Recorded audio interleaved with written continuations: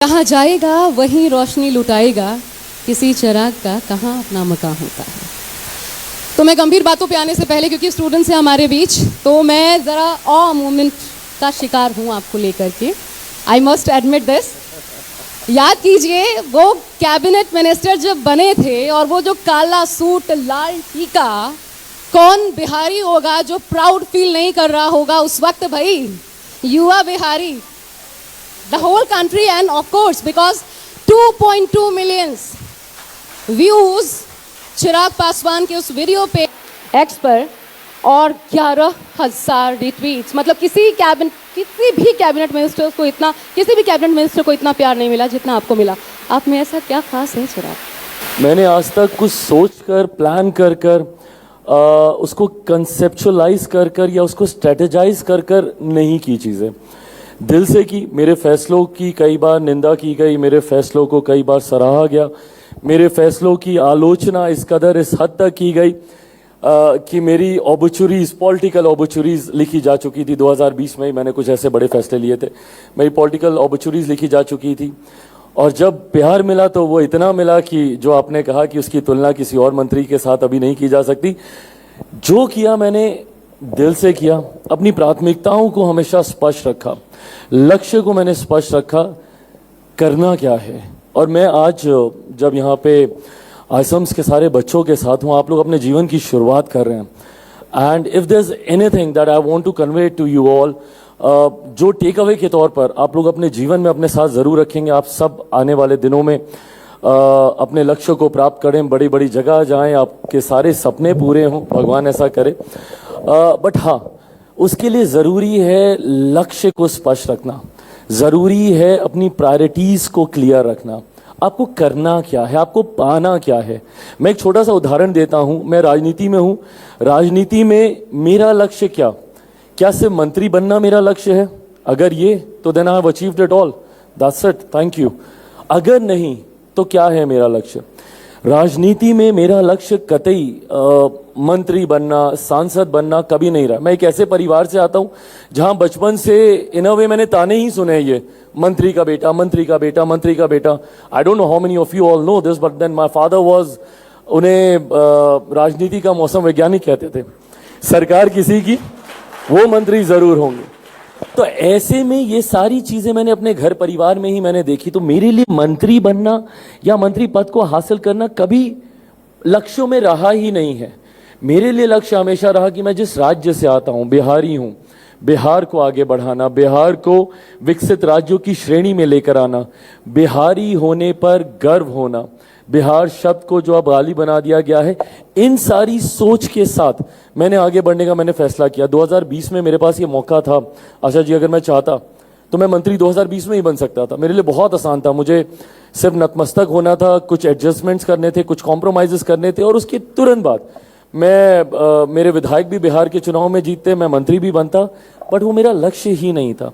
तो ऐसे में जो सवाल आपने किया, सॉरी मैंने इसको बहुत डाइवर्ट किया, बट क्यों लोग पसंद करते हैं वो इसलिए क्योंकि मुझे लगता है कि मैं अपने लक्ष्य को लेकर स्पष्ट हूँ, सोच को लेकर स्पष्ट हूँ, और जो निर्णय लेता हूँ, जो फैसले लेता हूँ, उसको दिल से लेता हूँ। और मुझे लगता है जब आप दिल से फैसले लेते हैं तो वो एक कनेक्ट बनता है, एक दिल का दूसरे दिल से। और मुझे लगता है यही कनेक्ट मेरे लोगों के साथ बना। सच में? Want to believe that? सच में इस बात पर बिलीव है? सिर्फ यही है या चिराग में कुछ खास है? अच्छा चिराग, ये बताइए, उसके बाद आपको उस तरीके से देखे जाने के बाद, अच्छा बताइए, तय किया था कि क्या पहन के जाना है? सोचा था? बड़ा सोचा होगा आपने? नहीं, बड़ा नहीं सोचा, सिंपल थी ये सोच। मैं बहुत ज़्यादा सूट वगैरह पहनता नहीं हूँ। और अभी मैं मैम को मैं यही बोल रहा था कि आपने मुझे एकदम मेरी मनपसंदा चीज़ दे दी। बहुत जल्द 1-2 महीने के बाद आप मुझे वो शॉल उड़ता हुआ देखेंगे। तो मैं सर्दियों में भी अक्सर शॉल में ही मैं रहता हूँ। बट हाँ, मेरी मॉम की इच्छा थी, पापा ने अक्सर बंद गला पहनकर शपथ ली हैं। तो वो पापा की उस छवि को मुझ में देखना चाहती थी, तो इसलिए उनकी ये इच्छा थी कि मैं उस बंद गले में मैं शपथ लूं। तो बस यही सोचती। वो पापा की छवि देख रही थी, हम तो दूल्हे राजा की छवि देख रहे थे। बड़े रिश्ते आए होंगे, झूठ मत बोलिएगा चिराग, यहाँ इस मंच पे इतना तो बता दे, बड़े रिश्ते आए होंगे उसके बाद तो। अरे प्रभु नहीं। एक्सेप्ट कर लीजिए। चिराग पता नहीं क्यों भागते हैं इन बातों से, हैं? मैम बैठी हैं सामने, इन सवालों का जवाब वो अच्छे से दे पाएंगी क्योंकि उन्होंने ये कई चर्चाएं मेरे पिताजी के साथ, मेरी मदर के साथ, अनुराधा मैम की ये चर्चाएं बहुत होती हैं, बट अभी तक हम लोग अंजाम तक नहीं पहुंचे। तो कहीं ऐसा तो नहीं कि अंदर कारण कुछ और हो? कोई कारण नहीं है। ये तो बता दीजिए, सिंगल है या मिंगल है ऑलरेडी? अरे ये क्या उदाहरण हम लोग पेश कर रहे हैं बच्चों के सामने, ये अपना भविष्य यहाँ पर मैं बताती हूँ, मैं ये उदाहरण पेश कर रही हूँ कि देखिए क्या है ना, आप इस पर्सनालिटी के साथ और बाकी चीजों में भी इन्वॉल्व रहते हुए, वो जो मैंने कहा ना, मंजिलें क्या है, रास्ता क्या है, हौसला हो तो फासला क्या है, तो वो हौसला रखिए और बाकी चीजों में भी अगर आपको खूब बटोरा जाता है, आप बाकी चीजों में भी खूब खींचा जाता है, तो भी अपने लक्ष्य को साध सकते हैं, इसमें कोई बुराई नहीं है। ये बता रही हूं मैंने स्टूडेंट्स को कि बिल्कुल ऐसे करके नहीं चल रहा है ना, जो चिराग के माध्यम से। अब चिराग थोड़ा सा बड़े सारे, मैं जब आ रही थी आपका इंटरव्यू करने के लिए, एक तो आपको लेकर के जैसे ही लोगों को पता चला चिराग आ रहे हैं तो बड़े सारे प्रश्न, उनमें एक कॉमन प्रश्न मुझे मिला, मुझे माफ कीजिएगा, फिर मैं वहीं जा रही हूँ, एक कॉमन प्रश्न मिला, फिर मैं ले जाऊंगी दूसरी तरफ। अब चिराग मुस्कुरा रहे हैं, समझ ही गए होंगे। चिराग आप ही कुछ कह दीजिए प्लीज। बोले आप। मुझे एक ही कॉमन प्रश्न मिला उन तमाम सवालों में कि जरा प्लीज पूछ लेना क्या है, फीलिंग्स क्या है, कुछ तो बता दें चिराग पासवान कि दूसरे सोचना बंद कर दें। बिल्कुल बंद कर दें। You are admitting? You are admitting? I am already married to my work. मेरा कमिटमेंट, मेरा फोकस पूरी तरीके से मेरे कार्य पर है। मैंने तो कुछ और पूछा था। आप क्या पूछा था? चलिए अब इसको आगे बढ़ाते हैं हम। अब चिराग खुद को कहते हैं युवा बिहारी। पहले तो मैं जानना चाहती हूँ यहाँ कितने हैं युवा जो बिहार से आते हैं? Me too. तो ये आप देख सकते हैं बड़ी तादाद है चिराग, बड़े सारे सपने लेकर के, लेकिन इन्हीं युवाओं के लिए बिहार में खास घोर अभाव दिखता है, अपॉर्चुनिटीज का अभाव दिखता है। और चाहे वो केंद्र में मोदी सरकार हो जो लगातार 15 साल नीतीश कुमार के साथ, उसके पहले का कार्यकाल, क्यों बिहार की ये दुर्दशा इस फील्ड में अभी भी क्यों है? हम कब तक, अभी आपने सिलीगुड़ी का केस देखा होगा, परीक्षा देने के लिए स्टूडेंट्स गए, क्या हुआ? एक बिहारी होने के नाते वो दर्द तो कहीं ना कहीं वो चुभता है। तो ये स्थिति, तो मेरा राजनीति में आने का कारण ही यही था। मैं उन दिनों मुंबई में था, काम कर रहा था, और वहाँ के कुछ क्षेत्रीय दलों के द्वारा जिस तरीके से बिहारियों को अपमानित किया जाता था, उन पर लाठियां चलाई जाती थी, जिसका ताज़ा उदाहरण हम लोगों ने बंगाल में भी देखा, सिलीगुड़ी की वो घटना जहाँ पे युवकों को पीटा जा रहा है। सवाल मेरे मन में उस वक्त जब मैं मूवीज़ कर रहा था, मूवीज़ क्या एक ही मूवी की, जब मैं मूवी कर रहा था तो उस वक्त सवाल मेरे मन में यही आता था कि क्यों हम बिहारियों को ही अपना घर छोड़कर दूसरे राज्यों में जाना पड़ता है, शिक्षा के लिए, रोजगार के लिए, स्वास्थ्य सेवाओं के लिए। मैंने आज तक कभी नहीं सुना कि कोई पंजाब का लड़का बिहार आता हो शिक्षा के लिए, या कोई दिल्ली का लड़का बिहार जाता हो रोजगार के लिए, या कोई बंबई का लड़का या लड़की बिहार जाते हो शिक्षा के लिए, अपना व्यवसाय बैठाने के लिए। जबकि ऑन द कॉन्ट्ररी आपको बिहारी हर जगह आपको दिखेंगे। मैं मीडिया हाउसेज में, मैम बैठी हैं यहाँ पे, मीडिया हाउसेज में आप देख लीजिए, यहाँ पे आपको बड़े बड़े पदों पर आपको बिहारी देखने को मिल जाएंगे। बिजनेस हाउसेज में चले जाइए, CEO CFOs आपको बिहारी आपको मिल जाएंगे। किसी भी और क्षेत्र में, नीडलेस टू से IAS IPS ऑफिसर्स आपको बिहारी मिल जाएंगे। कोई क्षेत्र ऐसा नहीं है, मूवी से लेके, व्यवसाय से लेके, रोजगार से लेके, हर क्षेत्र में आपको बिहारी मिल जाएंगे। तो जब बिहारी इतना आगे, तो मेरा बिहार इतना पीछे क्यों छूट गया? ये सवाल हम लोगों को अपने आप से करने की जरूरत है। स्वाभाविक है, राजनीतिक दलों को कोस देना, सरकारों के ऊपर इल्जाम लगाने देना बहुत आसान होता है और वो करना भी चाहिए। उनकी जिम्मेदारी है कि भाई आप वो व्यवस्था हमारे राज्य में बना कर दें जिस व्यवस्था के लिए वहाँ के लोगों ने आपको चुना है। But at the same time we also need to hold them accountable अगर उन्होंने ये व्यवस्था नहीं बनाई। हम लोगों के साथ दिक्कत क्या आती है, जिस राज्य से हम लोग आते हैं वहाँ की राजनीति को is been governed, is been dominated mainly by the caste politics of our state, and this is where we lack. हम लोग क्या है, जब चुनाव आएगा तो हम लोग अपनी जाति के नेता को चुनने चले जाएंगे। जब चुनाव आएगा तो ये मेरी जात का है, ये मेरे धर्म का है, हम उस पर चले जाएंगे, और राजनीतिक दल भी इसी पे ही अपनी रोटियां सेकते हैं। मुझे कतई कोई इसमें परहेज नहीं है कहने के लिए कि राजनीतिक दल भी कागज पे बैठ के अपना समीकरण तैयार कर लेते कि भैया फलाना का वोट हमारा, फलाना का वोट हमारा, फलाना का वोट हमारा, इतने प्रतिशत पर हम आ गए, 3-1% की जरूरत और है तो इसके साथ गठबंधन कर लो, 4% के लिए इसके साथ गठबंधन कर लो। कागज पे आपने चुनाव लड़ा, आप चुनाव जीत गए and you are there. So you don't hold any accountability. You are not answerable to anybody, and even the people of our state is not holding them accountable for what they have done in the past 5 years. Is the reason why जिस दिन हम लोग सवाल करना शुरू कर देंगे, और इस सवाल करने की सोच के साथ ही मैं राजनीति में आया। आज जब मैं बिहार फर्स्ट, बिहारी फर्स्ट की मैं बात करता हूँ, मुझे बताइए ना, बिहार जैसा राज्य जहाँ पे अनंत संभावना है, कोई ऐसी समस्या नहीं है जिसका समाधान मेरे राज्य के पास नहीं हो। एक ऐसा राज्य, आप सब बच्चे हैं, शिक्षा के क्षेत्र से जुड़े हुए हैं, सोचिए नालंदा यूनिवर्सिटी पे हम लोग कब फक्र करते थे। एक ऐसा राज्य जिसने शिक्षा की दिशा दुनिया को दिखाने का काम किया। शिक्षा का महत्व देश तो भूल जाइए, दुनिया में कोई नहीं समझता था। दूर दूर देशों से उस वक्त नालंदा यूनिवर्सिटी में पढ़ाई करने आते थे। आज उसी राज्य के शिक्षा के हालात ऐसे हैं कि बच्चे मेरे कोटा जाते हैं पढ़ने के लिए। कोटा में पढ़ने वाला बिहारी, पढ़ाने वाला बिहारी, अधिकांश शैक्षिक संस्थानों के मालिक वहां पे बिहारी, पर व्यवस्था राजस्थानी। क्यों ये व्यवस्था पटना में, भागलपुर में, मुजफ्फरपुर में, दरभंगा में, अलग अलग बिहार के जिलों में नहीं बन सकती? इस दिशा में कोई काम नहीं करता। क्यों काम नहीं करता? क्योंकि उनसे सवाल नहीं पूछे जाते। इसीलिए दूसरे राज्यों में बच्चों को ना जाना पड़े, ना शिक्षा के लिए, ना रोजगार के लिए, वो इंफ्रास्ट्रक्चर हम लोग अपने राज्य में हम लोग तैयार करके दें। और जैसा मैंने कहा, संभावनाएं अनंत हैं, बस आपको उसको चैनलाइज करने की जरूरत है। ना हमारे राज्य में राजस्व की जरूरत है, ना हमारे राज्य में किसी प्रकार की कोई कमी नहीं है, बुद्धि की कमी नहीं है, बल की कमी नहीं है। यही बुद्धि, यही बल, as labor we go to different states, as entrepreneurs we go to different states, as brains we go to brain drain होता है, हम लोग दूसरे राज्यों में जाते हैं। तो हमारे पास कमी किसी चीज की नहीं है, बस उसको चैनलाइज करने की जरूरत है, जिस सोच के साथ में आगे बढ़ने का काम कर रहा तो आपने जैसा कहा, इस समस्या की जड़ में कहीं ना कहीं एक वो जो कास्ट सिस्टम है, वो बैरियर है, वो नजर आता है। तो फिर चिराग पासवान जातीय जनगणना को कैसे समर्थन करते हैं? क्योंकि कभी ये जातीय जनगणना आने से पहले कभी हमने मुसहर और यादव याद दिलाते नेताओं को तो कम से कम नहीं देखा। नहीं, बिल्कुल, और आपने बिल्कुल सही कहा। देखिए, ये बात जहां ये बहुत खूबसूरत दृश्य है जिसकी मैं कल्पना करता हूं, जहां पे जातीयता नहीं है, जहां पे सांप्रदायिकता नहीं है, बिना कम्युनलिज्म के सेक्युलर सोच के साथ हम लोग आगे बढ़े।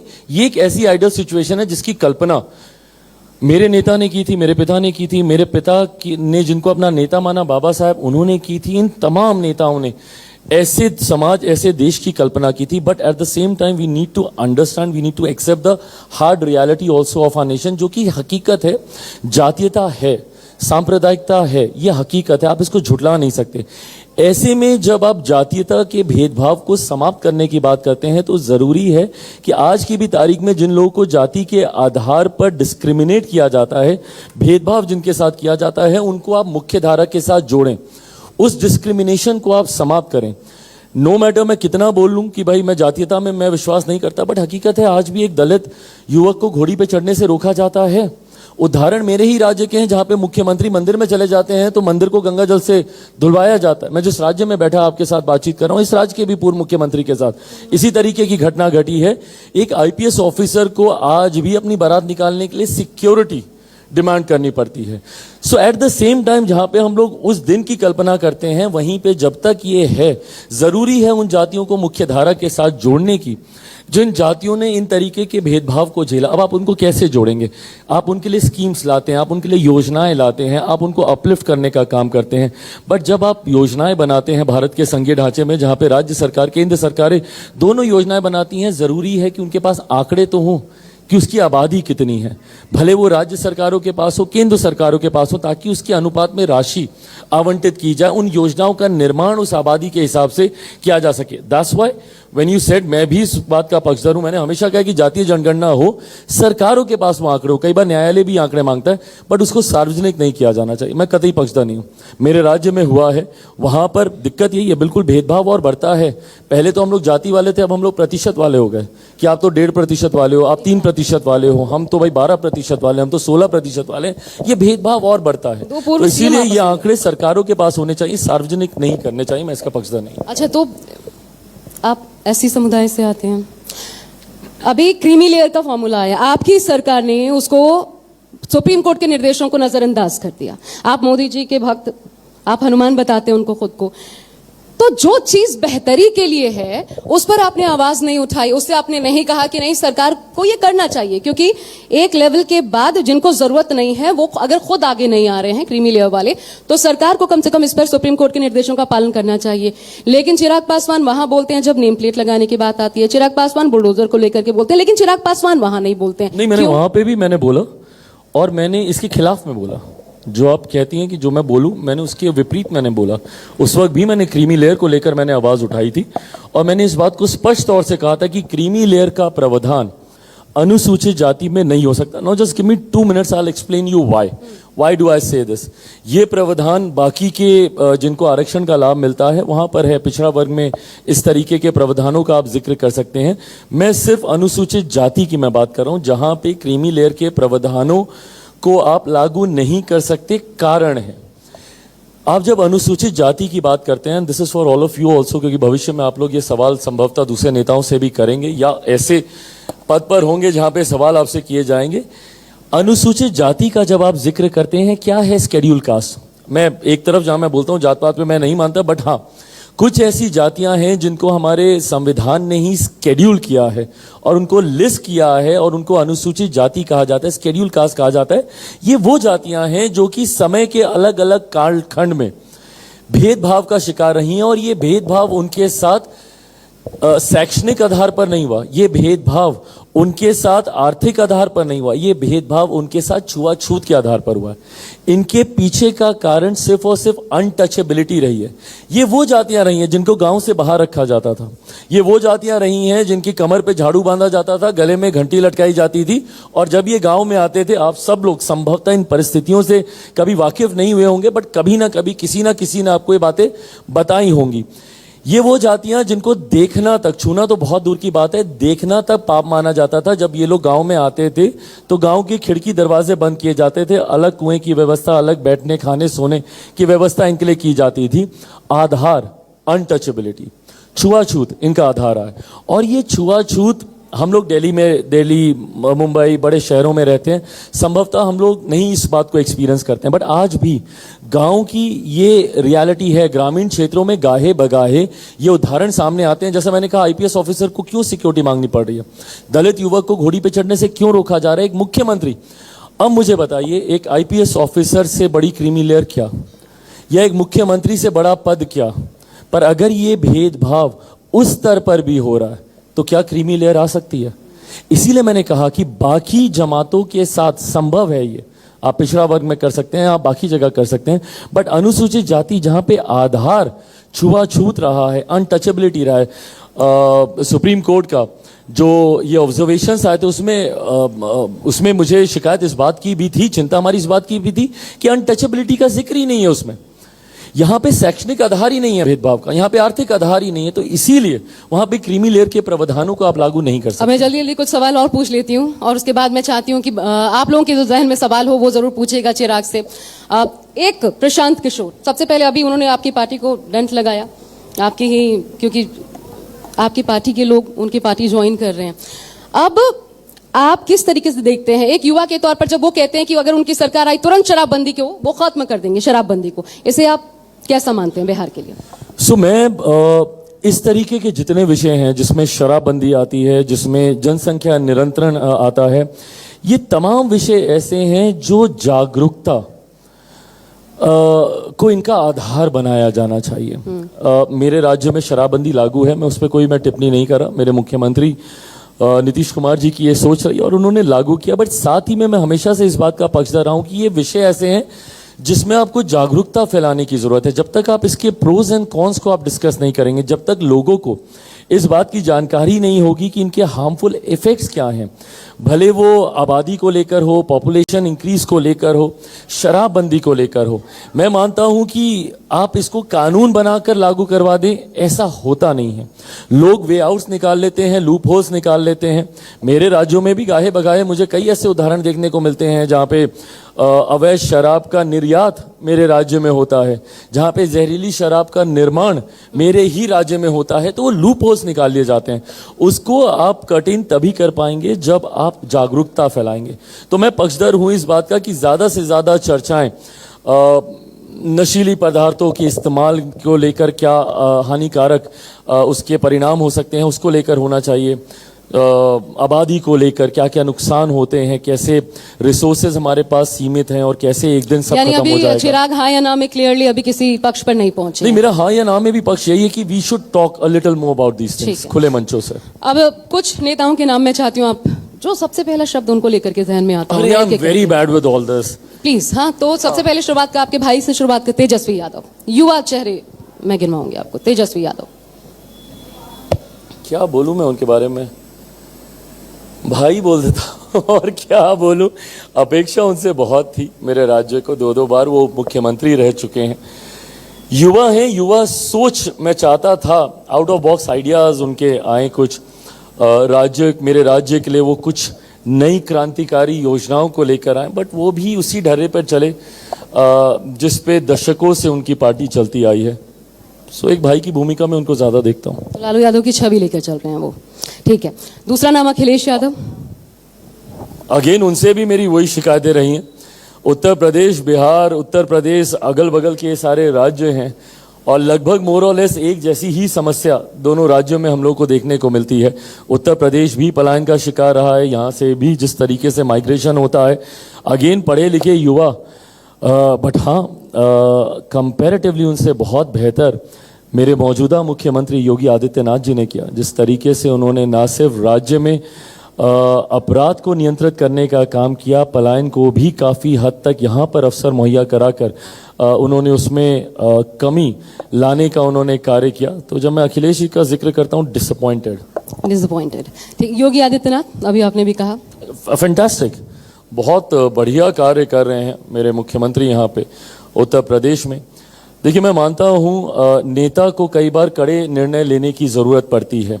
आपकी सहमति असहमति, मेरी भी कई बार कई विषयों पर असहमति रही है और मैंने खुलकर नेम प्लेट का आप ही ने जिक्र किया, ये बातें मैंने उनके समक्ष मैंने रखने का काम भी किया है। बट हाँ, जब आपको किसी भी राज्य को विपरीत परिस्थितियों में आगे लेकर जाने की जरूरत पड़ती है, तो ऐसे में कड़े फैसले लेने पड़ते हैं, जिसमें मेरे मुख्यमंत्री उत्तर प्रदेश के कभी हिचकिचाए नहीं है। प्रियंका गांधी।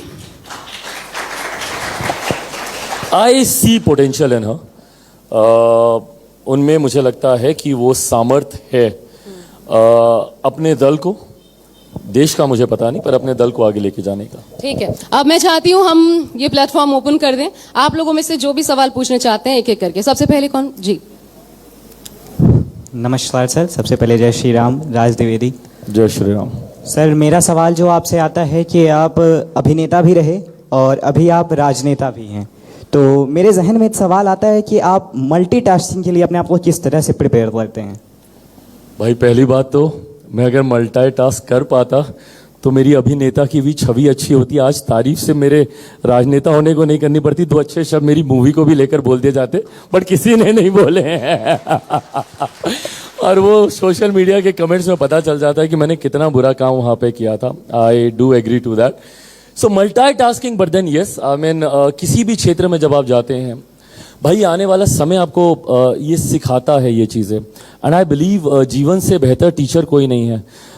जब जिंदगी आपको सिखाती है ना, आपको हकीकत समझा जाती है।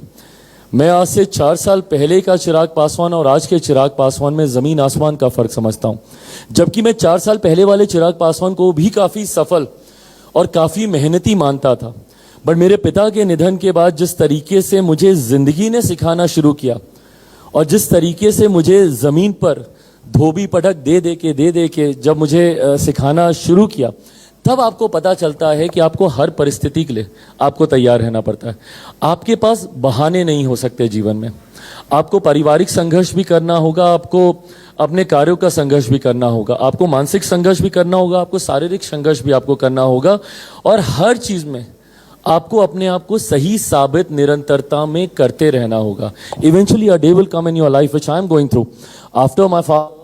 आई have a huge responsibility of my family as well, जो कि राजनीति के क्षेत्र में नहीं दिखती है, बट मेरे घर की भी जिम्मेदारी है, मेरी माँ की भी मेरी जिम्मेदारी है, मेरे रिश्तेदारों की मेरे ऊपर जिम्मेदारी है, जिनको मैं नहीं झुठला सकता। अगर मैं दिन में 18 घंटे काम करता हूँ तो मैं घर आकर नहीं ये बोल सकता कि मैं थका हुआ हूँ। आखिरी सवाल ये, चिराग जी, हमने तो आपका रैंप वॉक भी देखा, बहुत बेहतरीन चलते हैं आप, उसके लिए आपको बहुत बहुत बहुत बहुत बधाइयाँ। लेकिन एक चीज़ इन बच्चों को सिखा दीजिए, वॉइस मॉड्यूलेशन, वो जो बेस है आवाज़ की, गजब की है आपकी, तो वो ज़रा सिखा दीजिए, वो कैसे लाते हैं आप आखिरी जवाब के तौर पर, क्योंकि इनको बहुत आगे चलकर ये ज़रूरत पड़ने वाली है। भाई बिल्कुल भी इन सब चीज़ों में आप ध्यान ना दें, जो आपका मन करता है आप वो करें। इफ़ एज एन एडवाइस अगर आप मुझसे पूछेंगे, मैं सिर्फ ये एडवाइस दूंगा कि फॉलो योर हार्ट। इससे खूबसूरत परिस्थिति नहीं हो सकती बिल्कुल, जब follow your आपका heart. या जब आपका अगर आपका पैशन आपका प्रोफेशन बन जाए, इससे खूबसूरत तस्वीर कोई नहीं हो सकती। आप उस क्षेत्र में जब, और मेरे खुद के साथ ये हुआ है, ऐसा नहीं कि मैंने वैकल्पिक, भाई नेपो किड हूँ तो स्वाभाविक है कि मेरे ऊपर ये सवाल आएगा ही आएगा कि अरे बाप की तरह ही बेटा भी उसमें चला गया। बट मैंने ट्राई किया था ऑल्टरनेटिव प्रोफेशन, मैं नहीं सफल हुआ। एक तो उसका कारण ये भी है कि भाई मैंने बचपन से, मेरी 7 पुश्तों ने किसी ने फिल्मों में काम नहीं किया, तो मैंने देखा ही नहीं, मैं समझ ही नहीं पाया। दूसरा, मेरा दिल भी नहीं लगता था वहाँ पर।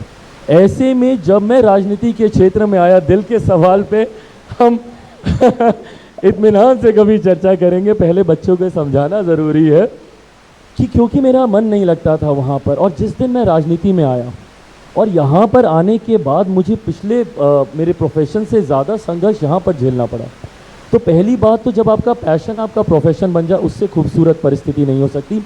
दूसरी बात, ज़िंदगी कितना भी आपको तोड़े, कई बार मौके आएंगे, मतलब you are just hitting hard on the wall, hard on the wall, hard on the wall, nothing is working out. But I think वो मीम्स, वो तस्वीरें कई बार बहुत अच्छा सिखा जाती है। आपने देखा होगा जहाँ पे बस सिर्फ एक और वार की ज़रूरत थी और वो दीवार टूट जाती, बट उसी वक्त आपने गिव अप कर दिया था। बस ये गिव अप कभी ना करें। आपकी हार तब होती है जब आप यहाँ से हार मान लेते हैं। जब तक आप यहाँ से नहीं हार मानेंगे ना, दुनिया की कोई ताकत आपको नहीं हरा सकती है।